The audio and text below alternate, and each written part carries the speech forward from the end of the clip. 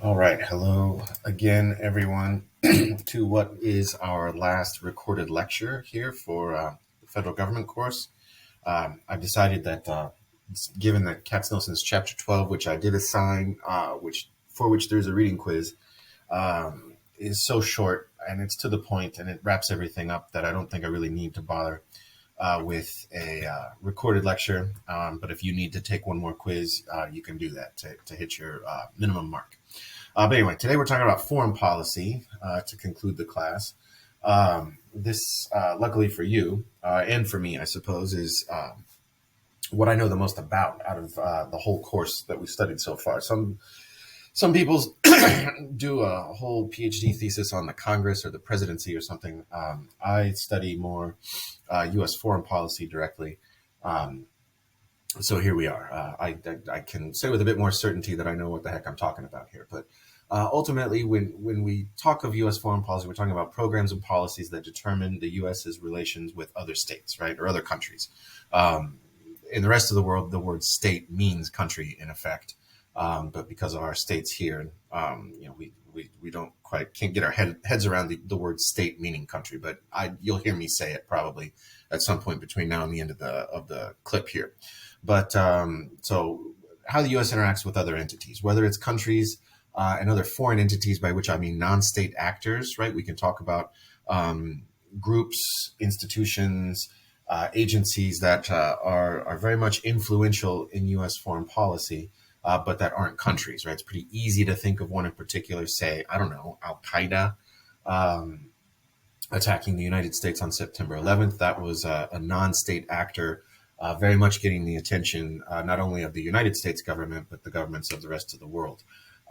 We could also talk about less dangerous things like, the Red Cross, Amnesty International, or any transnational company about which Katznelson has something to say in chapter 11 too, right? But anyway, the chief foreign policy actors, as we know, we've talked indirectly about foreign policy when we studied the chapter on the presidency, which included the federal bureaucracy or the executive bureaucracy. We also danced around foreign policy when we read the chapter on Congress, right?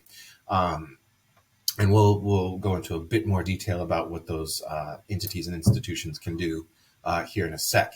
Worth mentioning and reminding ourselves as well, as we've already discussed economic and social policies, that U.S. foreign policy can overlap there too. And we'll get to some examples about that in a second. My last point here on slide number 2 is that we used to think foreign policy was immune to partisan bickering, or that it was outside of the realm of partisan debate points, which is to say that we viewed it as nonpartisan. That's really not true anymore, right? I personally think this goes back to criticisms of John F. Kennedy's administration and the handling of the Cuban Missile Crisis, about which I'll say something here in a sec. Once a senator from Michigan, I believe his name was Vandenberg, Arthur Vandenberg, claimed that politics ends at the nation's shores. I think that was the quote, which is to say we don't argue through a partisan lens about foreign policy. But that guy said that way back when, in the middle of the 20th century, and I just don't think that's the case anymore. And I'll bring up some points about that here in a sec too. I'll try to pick up the pace here and get us out maybe in a half an hour or so.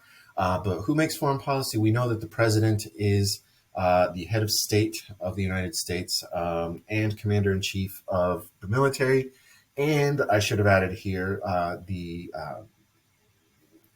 country's lead diplomat. Really, that's what the president is. Having these roles allows the president to exercise substantial control over U.S. diplomatic and military institutions. That's the Department of State, which is part of the executive branch, and the Department of Defense, which is also part of the military, or also part of the executive branch, right? The diplomatic and military institutions. On top of this, presidential authority over foreign policy has grown substantially in the post-World War II era, right? We can really think of World War II and what came after it as the key moment in time that expanded presidential authority over foreign policy. Think of it as World War II is to foreign policy as the Great Depression is to domestic policy, right? We saw a real expansion of economic and social policies after the Great Depression. Made folks in Washington realize that there was no way to not make policies, or an absence of such policies were actually to the detriment of the United States government. And in a roundabout way, the change in reality around the globe, both because of World War II itself and the technological advances that came immediately before, during, and after it, and continue to today, help us understand how and why the United States militarily has taken a much more important role globally, and how the president then, correspondingly, the president of the United States, whoever that is, whatever party they're from, has a greater role to play in foreign policy making, right? So case in point here, president's role in foreign policy. This is the New York Times from May 2nd of 2010. I believe it was May 1st of 2010 that Osama bin Laden, the former leader of Al-Qaeda, was killed by U.S. forces in Pakistan, where he had been hiding for years, and found by American intelligence agencies. And then the then president at the time, Barack Obama, of course, ordered secretly his assassination, right? I don't know. I don't think it was particularly legal. I don't think charges are ever going to be brought, obviously. So what I think doesn't matter. But it's a good example of the president's role in foreign policy making, right? Because when that happened, as far as we know, very, very few people in the U.S. government and only the closest advisors to the president knew what was going to happen. And then, we woke up one day and bin Laden was dead. But again, case in point of clear the importance of the president in foreign policy making here in the United States. The bureaucracy, the executive bureaucracy, of course, also supports the president, and we can think of a very long list of agencies that have something to do with foreign policy. The most important ones have been mentioned already. The State Department is where the diplomats are. The Department of Defense is where the military is, and the Central Intelligence Agency is the chief spy agency that goes around the world trying to gather information in the interest of the United States government. The problem with having so many agencies is that these agencies do not always agree, nor do they have the same interests. A case in point would be that the United States had some 17 spy agencies, or I think it was 16 prior to September 11th, and they didn't all communicate with each other. That was something that the congressional investigation that followed September 11th told us, that perhaps the attack itself might have been avoided had, say, the CIA been in greater and better communication with the FBI about the hijackers themselves, what their plans were, et cetera, et cetera. But if spy agencies don't communicate and share intelligence, well, then that puts us all at risk. Therefore, after September 11th, one of the most major changes made by the Bush administration as a consequence of the attack was to create the DHS, which is the Department of Homeland Security, and its leader is the Director of National Intelligence. This is an expansion of government, which Republicans tell us they don't like, but no one seemed to argue against it at the time. And the purpose of creating this brand new cabinet-level department was to coordinate intelligence agencies in the wake of September 11th. So, has this been successful? I guess, we haven't suffered another attack analogous to that of September 11th. So, must be on the right track. But there's no way to know if, the lack of attack is because of the creation of Department of Homeland Security. But at the very least, I hope that spy agencies are communicating better and more often. Anyway, other players in the foreign policymaking process, obviously the Congress is on this list. The Congress has the constitutional power to declare war, which it's only done 5 times in its history, most recently World War II. So this is not the norm. And what happens now, or since World War II, has been that Congress will vote to authorize the president to use force. And I think we talked about that a few weeks ago. It will be evidenced in the last film we watched called Why We Fight, the last documentary of the semester. You will see an example, floor debate when Congress last authorized the president to use force in the end of 2002 to authorize then President Bush to invade Iraq.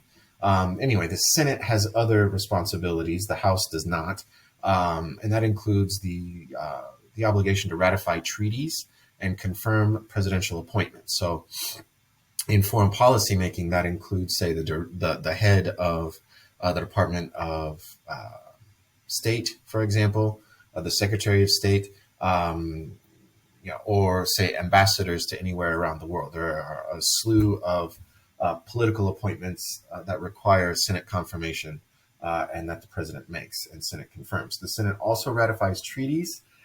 Treaties are like contracts between two or more countries. And the Senate has the responsibility to ratify treaties by approving them with 60 or 2/3 majority. The problem, of course, is that senators are often from different parties, and it's sometimes hard to find enough of them to agree on anything. So the way around Senate ratification of a treaty is for a president to call an agreement an executive agreement. And executive agreements have existed since the founding of the country, since the 1700s. All presidents have signed them. It's an agreement that, according to the Supreme Court, carries the same weight as a treaty. It just doesn't have Senate approval.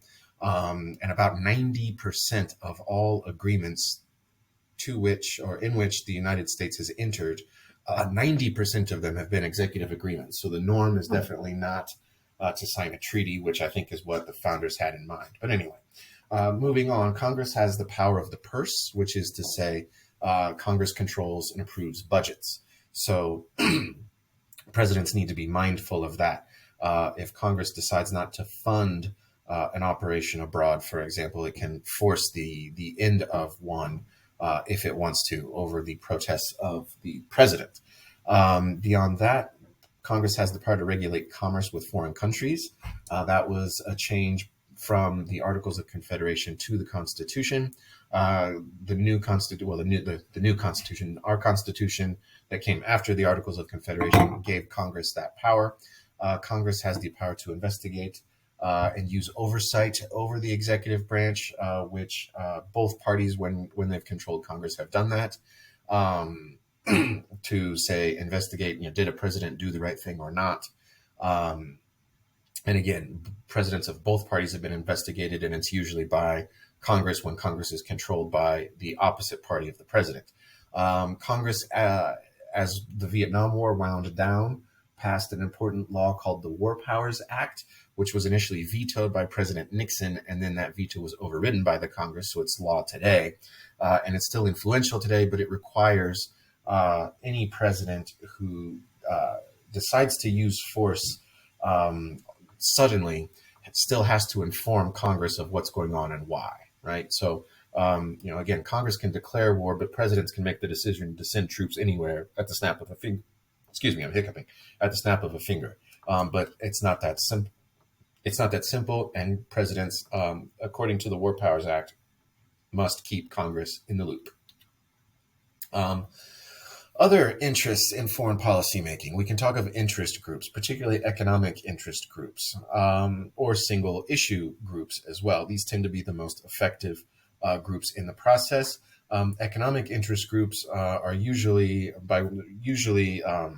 think tanks that support an ideology and often work with weapons manufacturers in the United States. And the United States is one of the world's leaders in weapons making.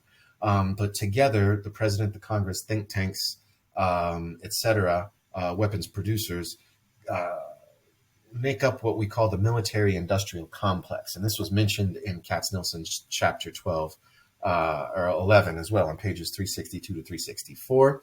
Katznelson references Dwight Eisenhower, who was the president that first used the term publicly, military-industrial complex. The film you will watch, Why We Fight, the last film of this semester, opens with Eisenhower's farewell address when he warns us of the military-industrial complex. So hopefully you'll really start to connect the dots when you see that. Think about Katznelson's discussion of capitalism versus democracy and how they don't necessarily go hand in hand, because I think thinking about how we fund and run our foreign policy helps us to understand this the tension that exists between these two ideas, really. But I'll leave it at that. But do have go look at those pages from the Katznelson book before you write your Why We Fight paper, if you need to do that. I think you will find that informative. Let's see what else to say here. Single issue groups are often those with ties to other countries. We could speak of the Israeli lobby in the United States, which tries to get as people arguing in favor of positive policies towards, say, Israel, lobbying United States Congress people to pass laws that are favorable or to act in the interest of Israel, for example. And that's not a surprise. The Israeli lobby's been around pretty much since the founding of Israel in 1948, because the United States had an important role to play in that process. In the longer term scope history of things, we could look at other ethnic lobbying groups. Irish Americans, Italian Americans, Armenian Americans even have formed lobbies upon arrival to the United States, often to, again, encourage more favorable relations between the United States government and a homeland.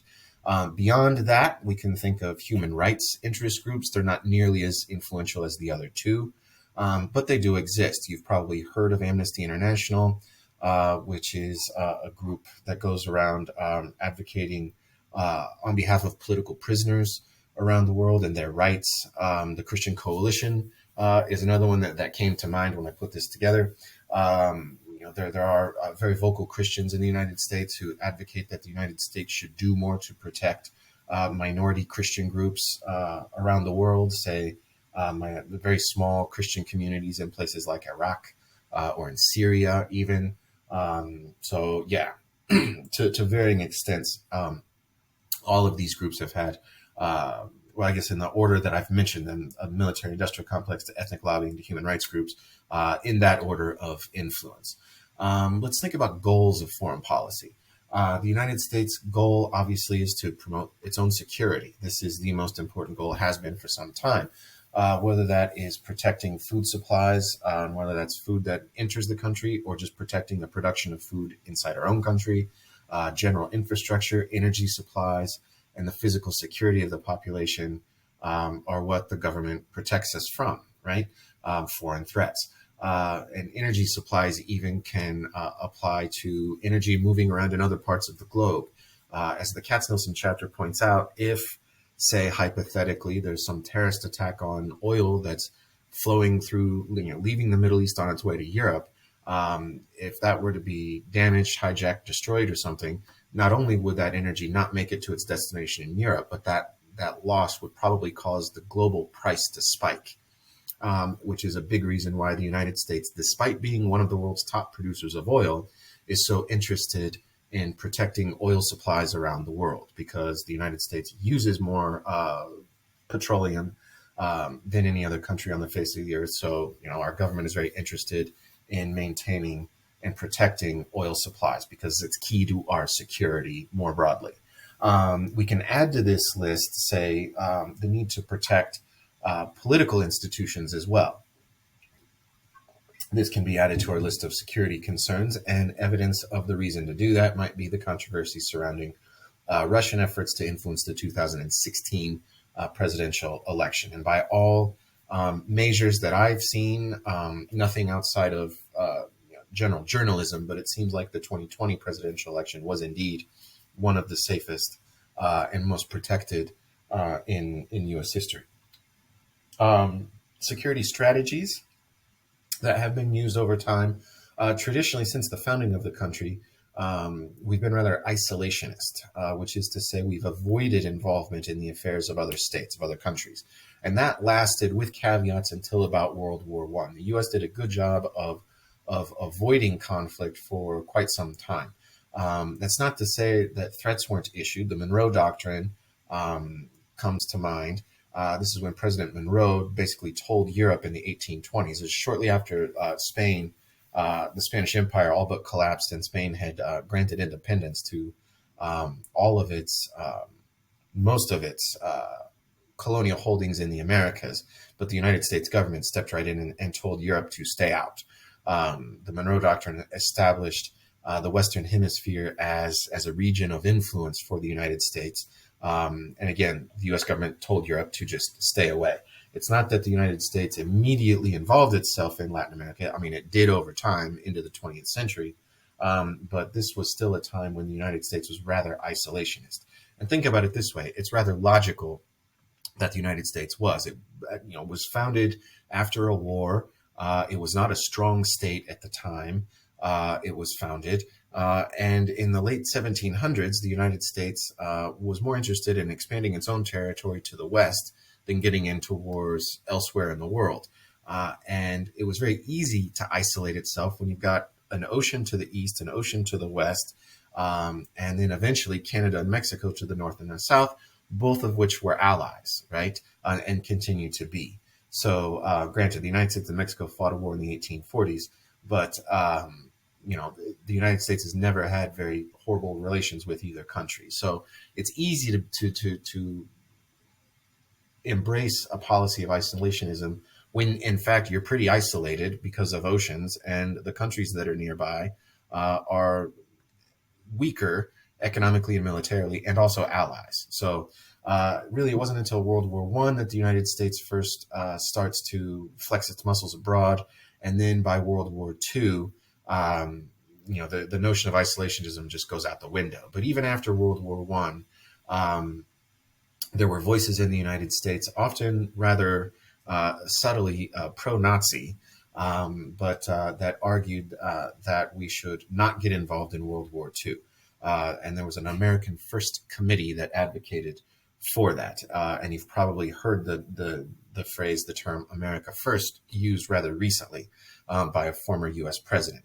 It's not a new concept. I'll give a shout out here to an HBO series, a rather short series called The Plot Against America, based on a novel by the same name. I think it came out 2-3 years ago, but it's worth a watch.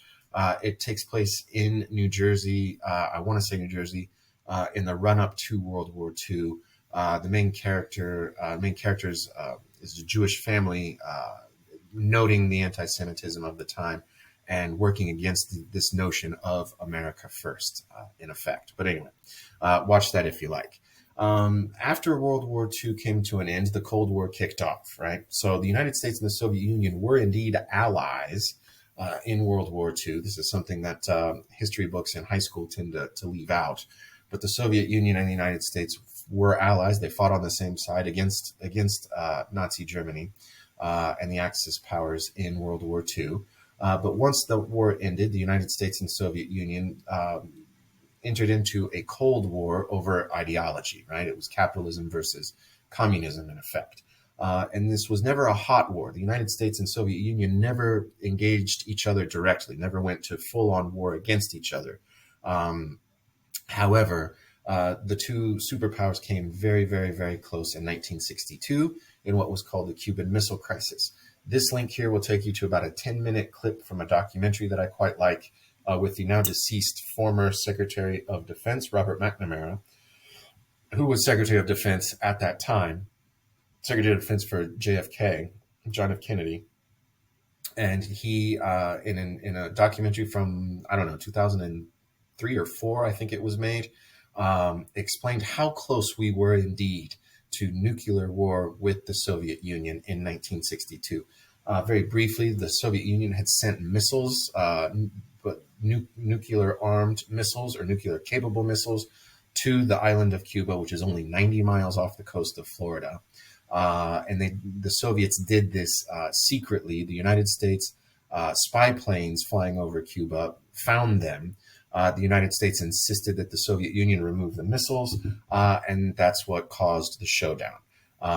And what is in the second link here is a follow-up with Fidel Castro, who was the leader of Cuba at the time in the 60s, meeting with Robert McNamara, and McNamara recounting the story that Castro all but said, fire the missiles, which would have triggered a nuclear war between the United States and the Soviet Union. And if that had happened, we would probably not be here today. Our grandparents would have been killed. That's how close we were. But anyway, the Soviet Union collapsed in 1991. which was marked the end of the Cold War and the victory for the United States policy of containment, which was meant to contain the spread of communism around the globe. But anyway, the Cold War, important moment in history. Larson was born at the tail end of the Cold War, and I was maybe an adolescent when it ended, and it was a scary time. I'm not going to lie. But anyway, moving forward, after the Cold War, there was in the 90s when Bill Clinton was president, a lot happened for U.S. foreign policy. Nothing as major as the fall of the Soviet Union or the attacks of September 11th. But the United States was cruising along well as the world's only superpower. And the question became, how do we use that power, right? Well, there are different ways that one can approach the use of force, right? Preemptive war is a war that starts because one side's about to attack another. There's signs of immediate aggression and we act accordingly. That's okay under international law. What isn't as much is what we call preventive war. This is a war launched to destroy the potential threat of an attack by a party, but that attack is not imminent or even known to be planned. The Bush Doctrine came about after September 11th because the Bush administration argued that the United States should take preemptive action against any threats to U.S. national security, which ended up being the justification for the U.S. invasion of Iraq. But this was viewed by many, your humble professor included, as a unilateral move, right? Unilateral means one, right? Done by one entity, one institution, one country in this case. And unilateralism in foreign policy isn't always the best, especially when you don't, when your allies don't accompany you, which many allies of the United States didn't support the U.S. invasion of Iraq in 2003. And so this, despite Bush's rhetoric of calling it preemptive action, it was really viewed as preventive war, which is why the U.S. invasion of Iraq in 2003 was so internationally controversial. But anyway, shifting gears to the Obama administration, there was a definite return to multilateralism in U.S. foreign policy. I've never claimed that Obama's and Bush's foreign policies were that different, but they were, in practice, they weren't that different. In procedure, they definitely were. The Obama administration seemed much more keen to engage in multilateral diplomacy, which is to say, cultivating allies and using allies together to accomplish common goals. One common goal being to convince the Iranian government to not make nuclear weapons. That was the crux of the 2015 Iran nuclear deal, which included the United States, Iran, obviously, France, Germany, the UK, China, Russia, the EU, I believe, were the members involved in signing this agreement. It was widely viewed as a success, although the Trump administration, upon assuming office in 2017, didn't take long to withdraw the United States from that agreement. This link here is to a John Oliver 15, 20-minute breakdown of the Iranian nuclear deal and the politics behind it. I'd suggest you watch it if you're at all interested. Moving forward, though, let's think about economic prosperity as a goal of U.S. foreign policy, because ultimately that's a pretty important one. The U.S. government is very much interested in U.S. companies prospering and profiting from a global presence, whether that's setting up shop in other countries or at least facilitating trade with other countries. So one thing that the United States uses is the World Trade Organization, of which the United States is a clear leader, one of the founding members. And the World Trade Organization, the WTO, as it's sometimes called, concedes something called most favored nation status. This is to facilitate trade between partners at the lowest tariff rate possible. Tariffs, as we know, are taxes on imports. We talked about those when we talked about economic policy. So here's an overlap of, in effect, economic and security policies as well, because the United States doesn't often trade with its enemies. But that's one way to facilitate international trade. More specifically, we could talk about a regional agreement that you've maybe heard of called NAFTA. The North American Free Trade Agreement was negotiated in the late 80s, early 90s. It was signed in 1994. An agreement among the United States, Mexico, and Canada to lower and in many cases eliminate tariffs in trade or on trade among the three countries. This was renegotiated in 2018 as the United States-Mexico-Canada Agreement, the USMCA. But that is an example of how the U.S. government has pursued economic prosperity through international diplomacy.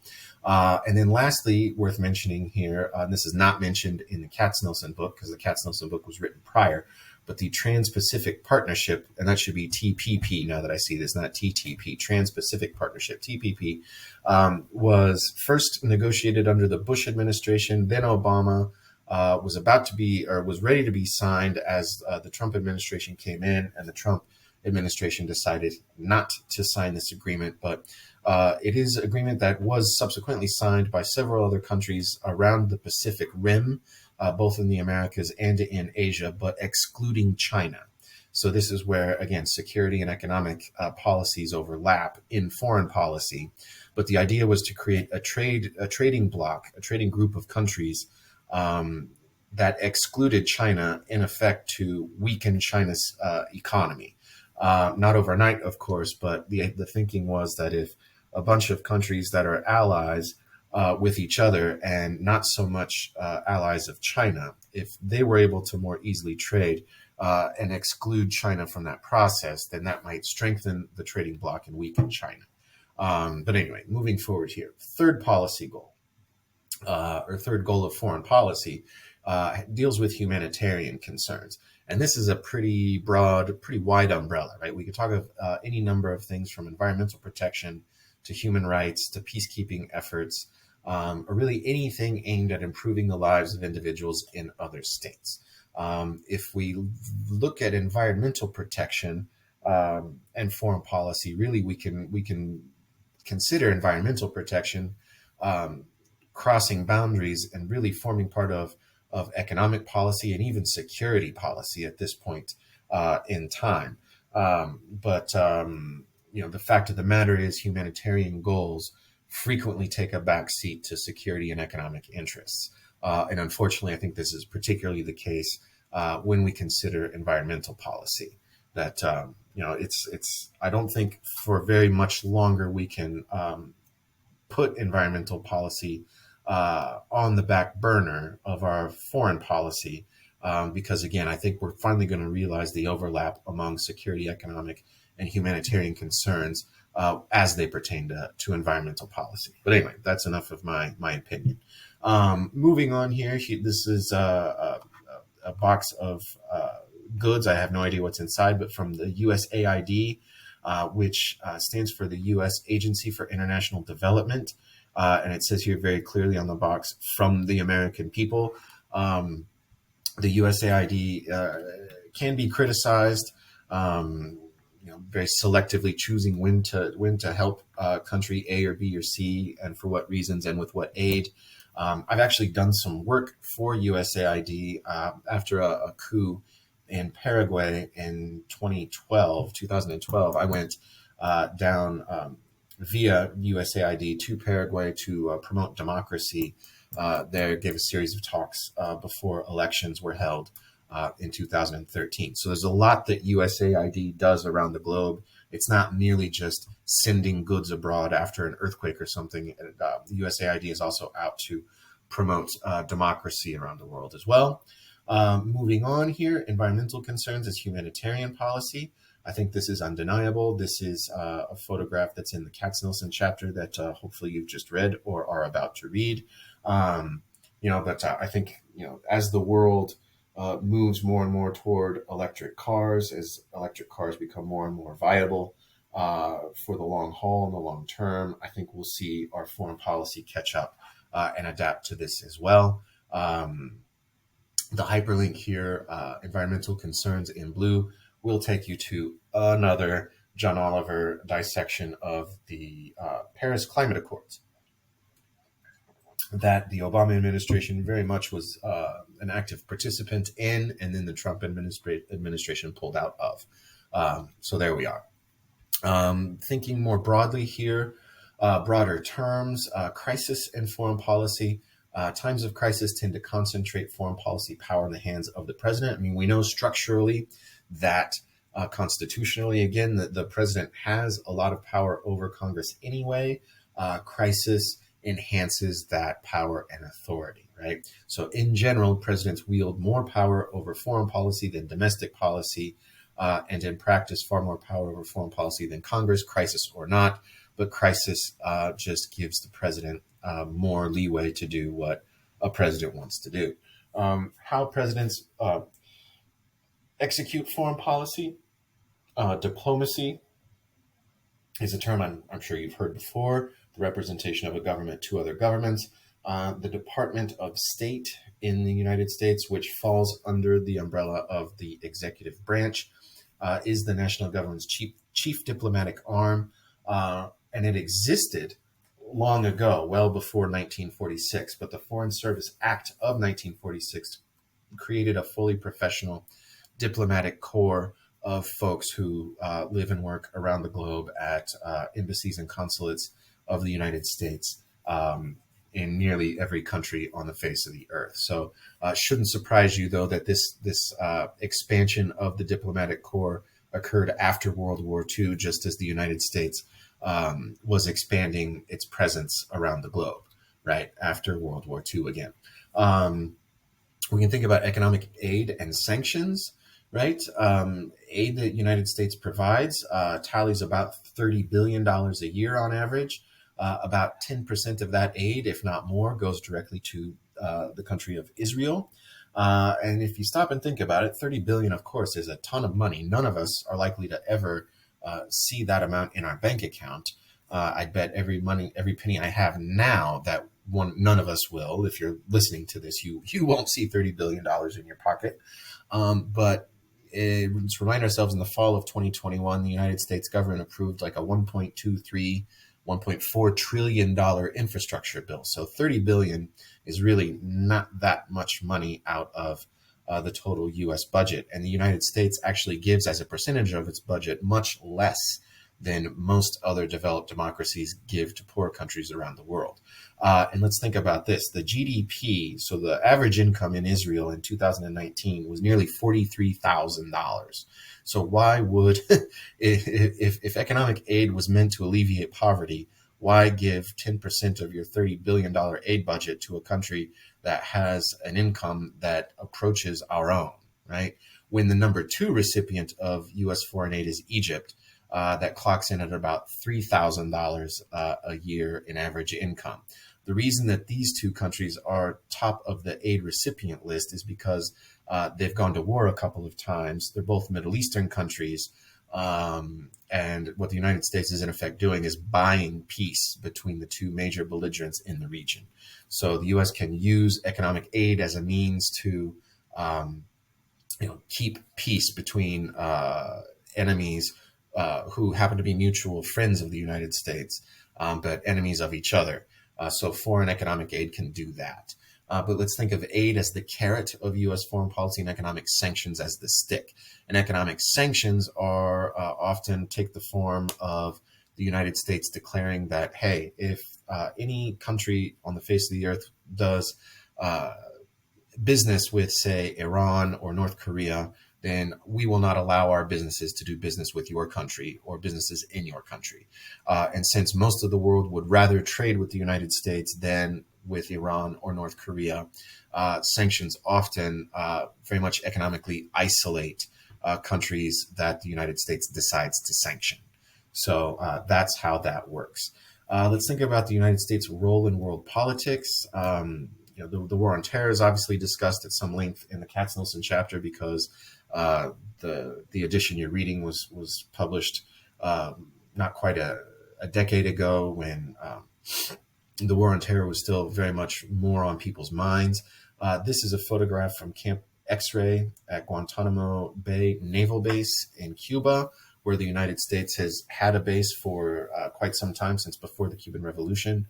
What the United States chose to do, the Bush administration, in the war on terror after the invasion of Afghanistan and the invasion of Iraq, was to pluck people off the battlefield, call them enemy combatants, not prisoners of war, and then put them at this military base in Cuba, where they were subject to detention by the U.S. military, but not necessarily subject to any U.S. law. This was a policy measure not unlike, say, and this is a very crude comparison, but think about the unintended consequences of how the Social Security system was set up, or the unintended consequences, or thinking about how I mentioned last time around, say, the construction of a border wall doesn't lead to the policy outcome that we would want it to, that policymakers told us it would. And in this case, it seemed like a pretty good idea to stash prisoners on a military base in another country with which the United States doesn't have relations to solve a problem in the short term, but it's become a very long-term problem, right? Let's go back all the way to 2008. Both presidential candidates that year, Barack Obama and John McCain, both of them said if they were elected in 2008 that Guantanamo Bay, the prison, would be closed by the end of 2009. Well, by 2021, it's still there. So a very much unintended consequence of the Bush administration's idea to put people in this de facto prison camp that 20 years later is still in operation should remind us that maybe we should think before we make foreign policy decisions. And well, I'll leave it at that. But while I condemn the Bush administration for the creation of Guantanamo Bay for lots of different reasons, political and otherwise, President Obama did not close it. And that's one of the reasons why, despite the rhetoric that we hear, the narrative on the part of many in the United States that Barack Obama was somehow a Muslim or an ally to Muslim countries, you can see here, this photograph comes from Cairo, Egypt, when Obama was there on one of his first foreign trips in June of 2009 to give a speech at a university in Cairo. He's not welcome. You can see very clearly right there. So the United States' role in world politics is an important one, but not without blemishes and tarnishes up to present day that we will see explained more clearly in the Why We Fight film that you can watch in the very near future. But as I wrap up here, I've only got a couple of slides left. In summary here, military force is often seen as a tool of last resort in U.S. foreign policy, right? Because it's very costly and it's very risky. It's risky because the outcomes are uncertain. We know that the policy outcomes of any policy decision is uncertain, but the stakes are higher, I think, when it comes to foreign policy, especially because foreign policy proposals, whether it's invading Iraq or invading Afghanistan, et cetera, they're presented to us as very easy, achievable goals. The outcomes we want are well within our reach, so let's all get on board. But that really recent history that's taken place during your lifetime has shown that that's not always the case, right? And that ultimately each military action brings with it the threat of casualties, loss of life, and great economic cost. And that's why I think we should think twice before just willy-nilly agreeing with any president to go off and invade country X, Y, or Z. Thinking in broader terms and in comparative terms here, this is a little pie chart here gives you an idea of who spends the most among the world's 10 largest military spenders around the globe.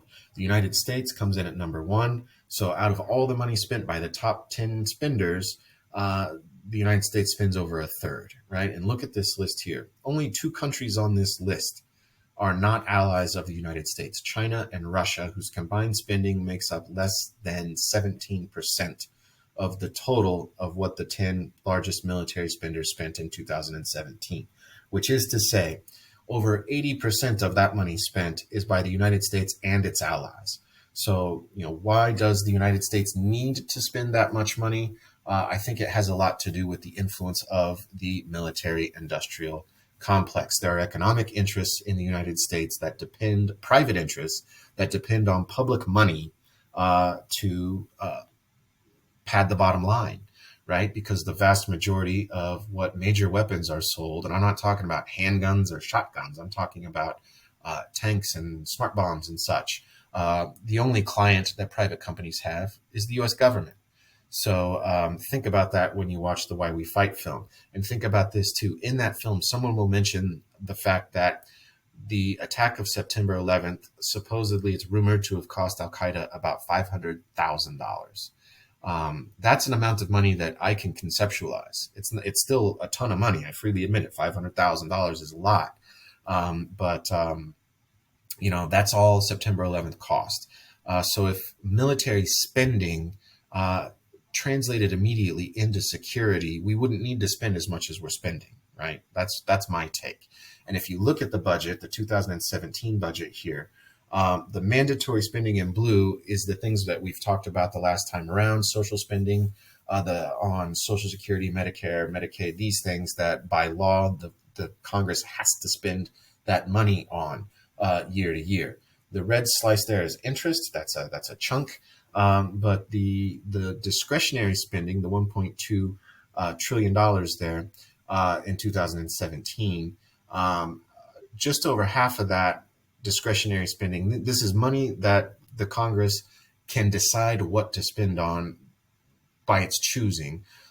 Nearly half of that goes to military spending, and everything else, whether it's education, the arts, transportation, health research, what have you, that non-defense spending is there in our discretionary budget. What might happen if we increased the non-defense spending at the expense, if you'll pardon the pun, of the defense budget, right? We might have to, because since 2000, we saw a steady rise in defense spending that had a lot to do with the reaction to September 11th, the invasion of Afghanistan and Iraq, and the U.S. presence there for so long. That's one thing, but let's think about defense spending versus Social Security spending, right? We talked about how the Social Security system is not that sustainable in the long run unless we start making some changes, whether that's taxing the rich more, raising the cap on the Social Security deduction from your paycheck, raising the retirement age, reducing benefits. I don't know. But one thing we could do is maybe decide to spend less on defense and spend more on Social Security, because it's not that to defend ourselves we don't have a choice. We do and we don't. I think we still need a military, obviously, but do we need to spend the money that we have of late, right? This is something that you need to think about in the long term as a voter, as you start working and hopefully voting, as your parents start to think about retirement. Eventually you'll start to think about retirement. And if the budget stays as out of whack as it is at present, we're going to be in trouble. But anyway, that's my analytical take, a very positive note upon which to wrap up this lecture and all of the lectures for the class. I appreciate your attention. Don't forget to watch Why We Fight. Don't forget to do a paper if you need to. A few of you have done all of the 2 papers you've needed to thus far already. I appreciate that. I'll get a study guide made up for the final. Be sure to take that on time. Be in touch as you need. Take care. Bye-bye.